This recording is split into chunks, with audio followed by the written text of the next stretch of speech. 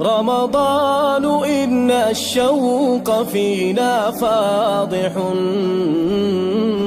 من ذا يلوم دموعنا بلقاك رمضان إن الدمع فينا غائر سبحان من بالمكرمات حباك.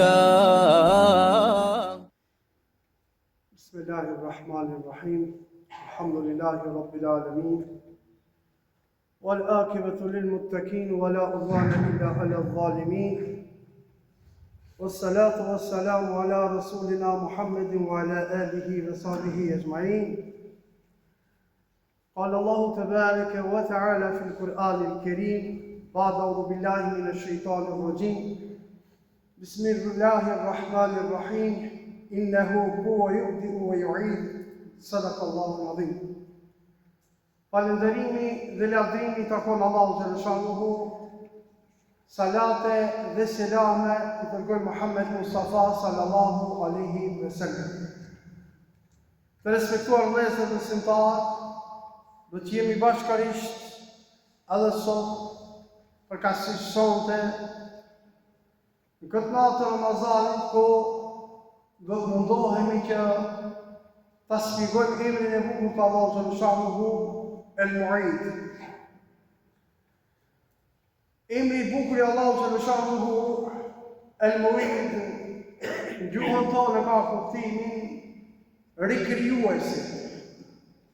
Allahu xhaleshanuhu është ai që rikrijon, ringjall, zdyti krijesa pas vdekjes. Kur ta shfletojmë Kur'anin familjar, aty do të shohim se mbi 70% të ajeteve të Kur'anit flasin për botën tjetër, flasin për kiametin. Dita e kiametit, sipas mësimeve islame, është shumë e gjatë, është 50.000 vjet. Njeriu rënqesët vetëm kur e imagjinon se e gjatë është kjo ditë. Le pastaj kujtosh që njerëzit vujnë në këtë ditë më shumë se në çdo ditë tjetër. Por Muhamedi sallallahu alaihi wasallam i ka përgëzu besimtarët, na ka përgëzu neve që jemi besimtarë të besimit islam, duke na e thënë fjalën e tij se për besimtarin ajo ditë kalon më shpejt se koha e faljes së dy rekateve të shkurta të namazit. Inshallah jemi nga ata të cilët e shijojmë këtë ditë të kiametit ashtu siç na e përshkruan vetë Muhammed Mustafa sallallahu alaihi wasallam në këtë hadith. Në surën El-Buruj, ajeti 13, Allahu xhaleshanuhu thotë: "Innahu huwa yubdi'u wa yu'id." Vërtet që Allahu xhaleshanuhu është ai i cili e fillon krijimin dhe është ai i cili e përsërit këtë krijim. Që do të thotë se nëpërmjet këtij ajeti kuranor, Allahu xhaleshanuhu na e bën me dije se është ai i cili i krijon krijesat e tij për herë të parë. Por edhe është Allahu xhaleshanuhu ai i cili i ringjall, i rikrijon krijesat e tij në ditën e ringjalljes. Allahu xhaleshanuhu është ai i cili na rikrijon, na kthen jetë si qenje përgjithëse për të përballë me pasojat e veprave tona që i kemi bërë në këtë botë. Njeriu si qenje është i përballur prej 3 elementeve. I pari është shpirti, i cili në momentin që trupi vdes, në momentin që Allahu xhaleshanuhu e urdhon Azrailin që ta merr këtë shpirt, trupi vdes e shpirti shkon tek Allahu dhul xhelal. Por elementi i dytë është dheu, i cili me vdekjen e njeriu kthehet në dhe. Elementi i tretë është fundi i kërbishtës, i cili përmbledh në vete trashëgimin e secilit njeri veç e veç. Çfarë gjatësie ka, çfarë floke ka, çfarë si ka, me fjalë tjera, këtu gjenden të gjitha tiparët e secilit njeri veç e veç. Në surën Ar-Rum, ajeti 11, Allahu dhul xhelal thot: Allahu yabda'u al-khalqa thumma yu'iduhu thumma ilayhi turja'un. Allahu e nis krijimin, pastaj e përsërit krijimin, e përsërit ringjalljen, pastaj kthimi do të jetë tek Allahu xhaleshanuhu. Ashtu, sikur se Allahu xhaleshanuhu është i plotfuqishëm për me nis krijimin prej hiçit, është Allahu xhaleshanuhu i cili e rikthen në jetë edhe një herë krijesën njeri dhe të gjitha krijesat të tjera. Dhe çdo mend se fundi jon do të jetë tek Allahu xhaleshanuhu. Secili prej nesh një ditë do të kthehemi tek Allahu dhul xhelal. Lumi ai i cili kthehet tek Allahu dhul xhelal me punë të mira, me vepra të mira, e mira ai i cili kthehet para madhrisë së Allahu xhaleshanuhu me vepra të liga, me punë të këqija. Në surën Ar-Rum ajeti 50, Allahu xhaleshanuhu thot: Fanzur ila athari rahmetillahi kayfa yuhyi al-ardha ba'da mawtiha inna dhalika la muhyi al-mauta wa huwa ala kulli shay'in qadir. Shiko pra gjurmët e mëshirës së Allahu xhaleshanuhu. Shikoj gjurmët e rahmetit të Allahu xhaleshanuhu. Se si Allahu xhaleshanuhu e ngjall tokën pas vdekjes së saj.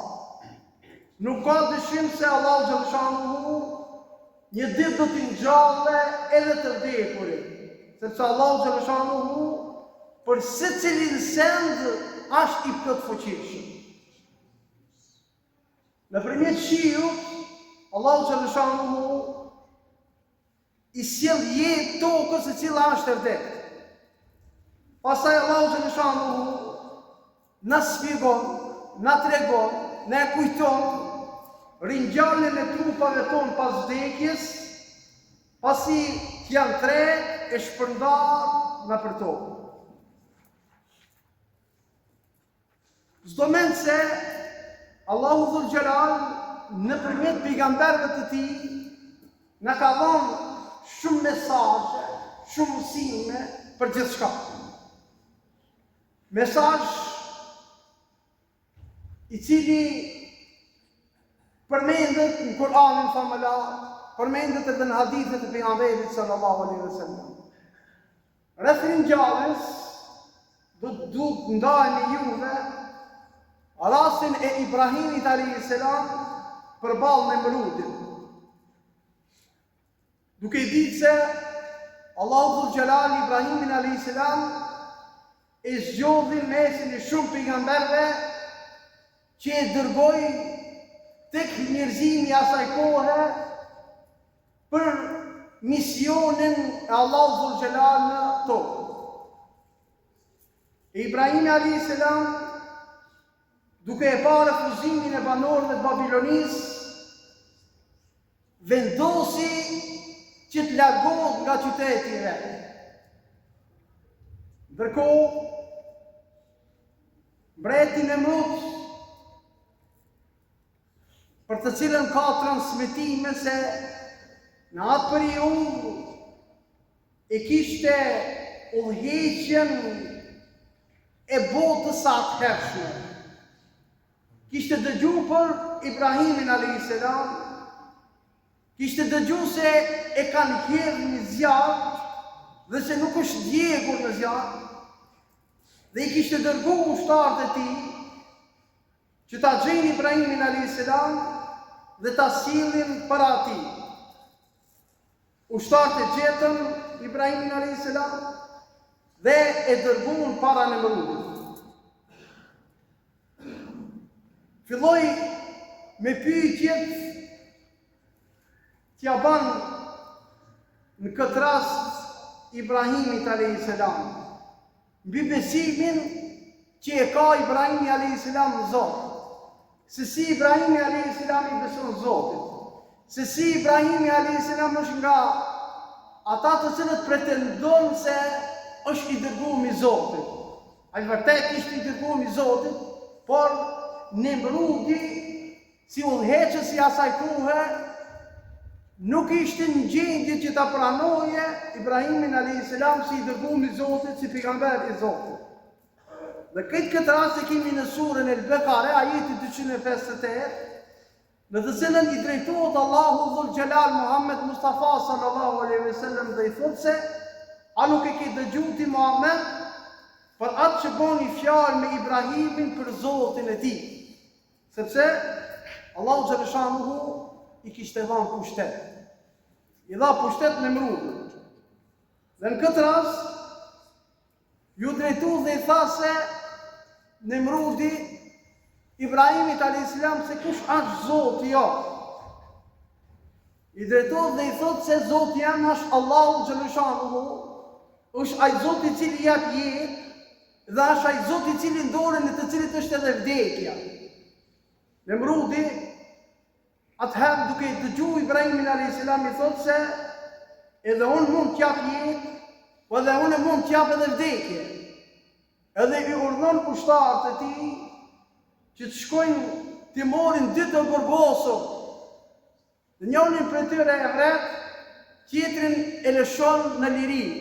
Thot kështu une, njëri t'i jap jetë, tjetri t'i jap vdekje.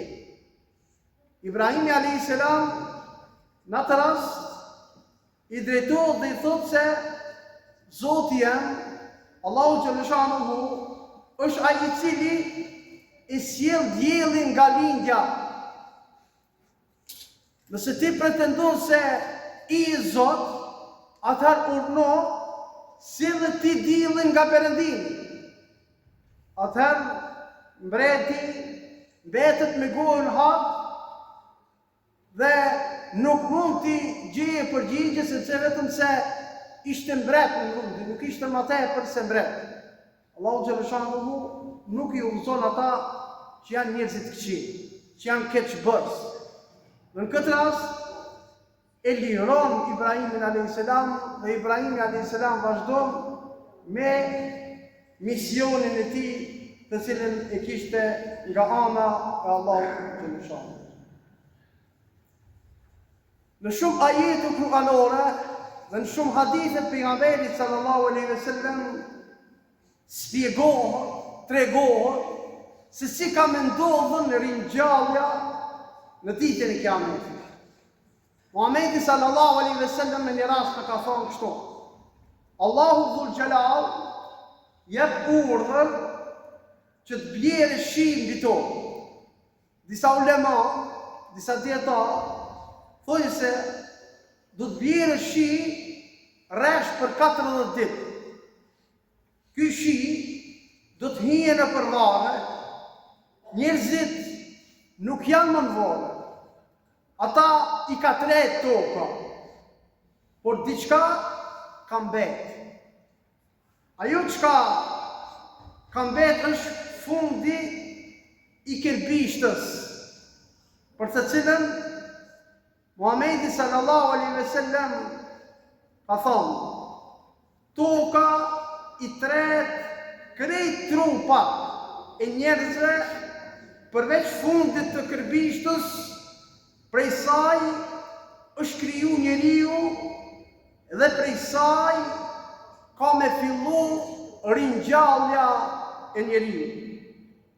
Kjo është vërtetu tashme dhe shkencërisht se fundi i këmbishtës i ka të gjitha qelizat brenda saj dhe nga kjo pjesë mund dalë çdo pjesë e trupit njeriu. Prandaj nuk është çudi që në këtë pjesë Allahu xhaleshanuhu e ruan sekretin, e ruan fshirësirën e secilit njeri prej krijimit të parë, prej Ademit alayhis salam deri tek njeriu i fundit. Kjo pjesë është shumë e vogël dhe nuk mund shifet me sy. Shiu që bie ban që të riformohet i gjithë trupi i njeriu, tamam siç bin bima prej tokës. Kur njerëzit kanë pyetur se si bëhet ringjallja dhe kanë mohu, Allahu xhaleshanuhu edhe atëherë, edhe sot, edhe nesër vetë njëjtën përgjigje. A nuk e keni pa tokën kur është e vdekur dhe ne sjellim erën që lëshon shi dhe pastaj ju e shikojni që jeta mbin edhe ngjall. Gjithmonë Allahu xhaleshanuhu në ka lidhë me bindë. Shkencëtarët thonë se kjo është një lidhje e çuditshme mes bindëve kur dalin nga një tokë e tharë dhe daljes së njeriu prej varrit.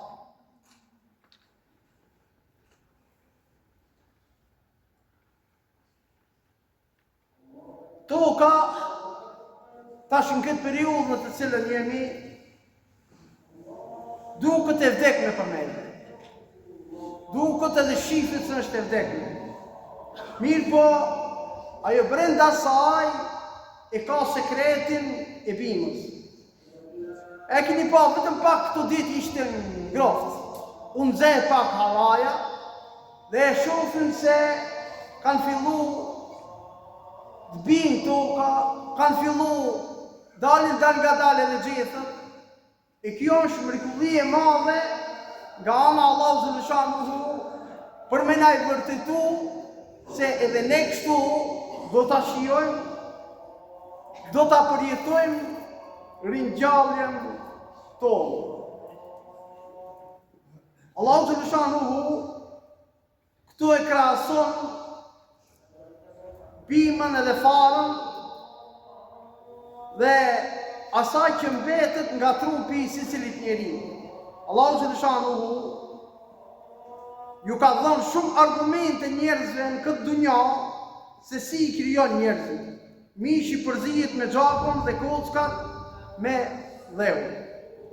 Pas kësaj, Allahu dhul xhelal jep urdhën që të hapen varret e njerëzve.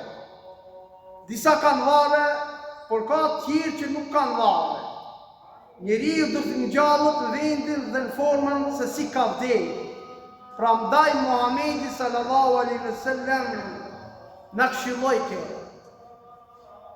Temutune kama ta'ishun wa ta'ishuna kama tamutun. Kini me vdek çashtu si keni jetu.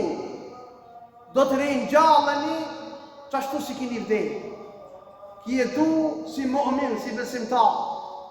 Me namaz, me agjerim, me zekat, me haq, me sadaka, me punë të mirë, ashtu do të ndodhe edhe vdekja. Po edhe ringjallja do të jetë e tillë, me shahadet, me namaz, me zekat, e kështu me radhë. Po nëse i ki zgjedhë këtë jetë jetosh pa shahadet, pa namaz, pa Ramazan, pa haq, pa zekat, edhe vdekja mos Allah shumë këtë formë pa menaxher. Po edhe ringjallja do të jetë në këtë formë, pa namaz, pa shahadet, pa Ramazan, pa haq, pa një punë të mirë. Andaj sa jemi në këtë botë, shfrytëzojmë çastet dhe momentet që ta kemi fundin tonë me iman, me besim tek Allahu xhaleshanuhu. Prezë të ndershëm besimtar, bashkërisht që lutim Allahun xhaleshanuhu që emri i tij qëtë thellë në zemrat tona, ta stolisë imanin tonë, ta stolisë besimin tonë. Çdo mend që të gjithë ne në si firmë ramë u zgjumë me trishtimat e Gazës. Dhe asësi nuk mund të largohen për i këti venit bekuam, pa i thonë 2-3 fjalë për ato kriminellë, për ato njerëz më të këqij të sipërfaqes tokës, cilët nuk janë burra me dalë me burrat me luftu, por shkojnë i gjejnë fëmijët edhe gratë. Ata se banë askushin botë përveç ata të cilët vazhdimisht i kanë pengu pejgambert të Allahu xhaleshanuhu. Një njeri që ka tentu dhe është mundu mi pengu pejgambert, ai i tillë do t'jetë deri në ditën e Kiametit. Vetëm Zoti inshallah merr hapun ta. Nuk du ma tepër me shtuve, alhamdulillahi. رمضان إن الشوق فينا فاضح من ذا يلوم دموعنا بلقاك رمضان إن الدمع فينا غائر سبحان من بالمكرمات حباك